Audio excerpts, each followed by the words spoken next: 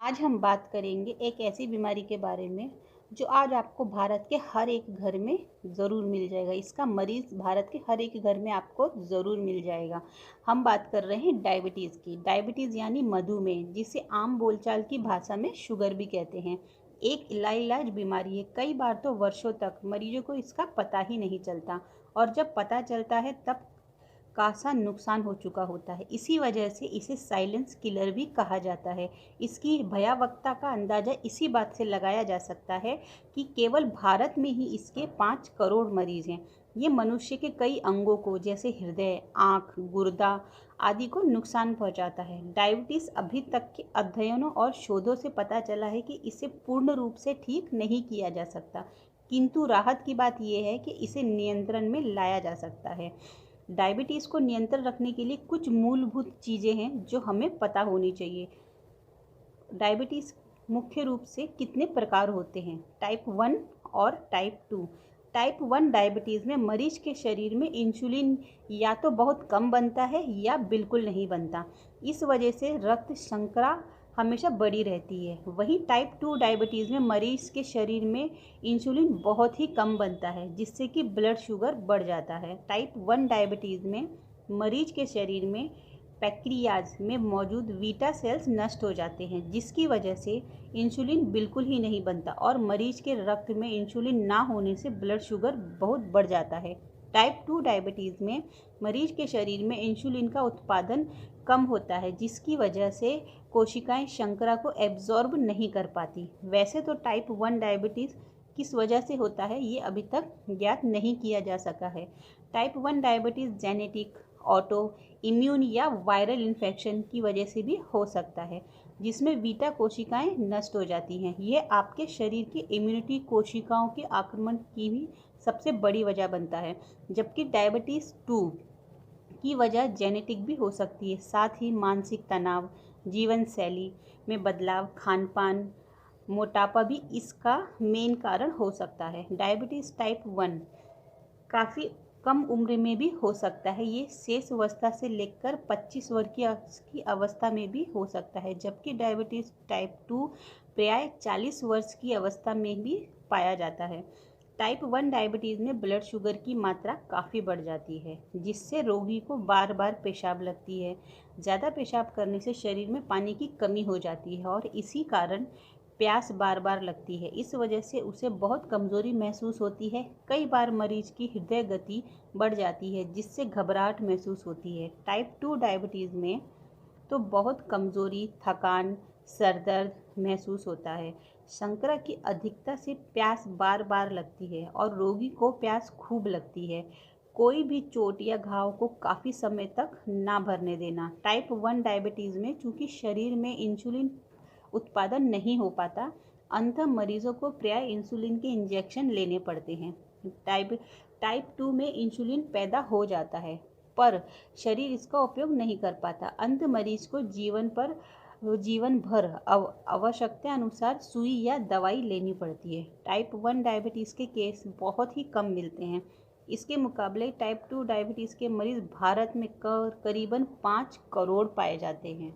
अब हम जानेंगे किस तरह से अपनी जीवन शैली में थोड़े से बदलाव करके आप डायबिटीज़ को कंट्रोल में ला सकते हैं। इस बीमारी को नियंत्रण में रखा जा सकता है, जिसमें सबसे पहले आता है व्यायाम। शारीरिक व्यायाम के साथ साथ मानसिक स्वास्थ्य के लिए नियमित रूप से व्यायाम करें। आप कोई सी भी एक्सरसाइज कर सकते हैं, चाहे वो योगा हो या फिर वो एरोबिक्स हो। ये आपको मधुमेह को रोकने में काफ़ी हद तक मदद करेगा। व्यायाम कोशिकाओं के इंसुलिन संवेदनशीलता को कंट्रोल में रखता है। इसे आप डेली कर सकते हैं। ज़रूरी नहीं है आपको शुरुआत काफ़ी एरोबिक्स या फास्ट एक्सरसाइज से करनी है। आप मूल रूप से धीरे धीरे व्यायाम से भी शुरुआत कर सकते हैं। दूसरा है अन्य पेय पदार्थों को पानी से बदलें। जी हाँ, दिन भर में आपके द्वारा चुने गए अधिकांश पेय एसिड शुगर होती है, इसीलिए पीने के लिए अगर कुछ लेना है तो पानी सबसे अच्छा माध्यम है। बहुत अधिक चीनी के सेवन से बचने के लिए सोडा या पैक जूस छोड़ दें। दिन भर में अधिक से अधिक पानी पिए। ये शरीर को डिटॉक्स करने में भी मदद करेगा और आपके शरीर के अंगों को स्वस्थ रखेगा। अपने आहार में फाइबर को शामिल करें। आप जो भी खाना खाते हैं ध्यान रखिए उसमें ज़्यादातर मात्रा फाइबर की होनी चाहिए। फाइबर आपके आहार का एक ज़रूरी हिस्सा होना चाहिए। यह आपके पाचन को स्वस्थ रखता है और आपको लंबे समय तक पेट भरा होने का एहसास करता है।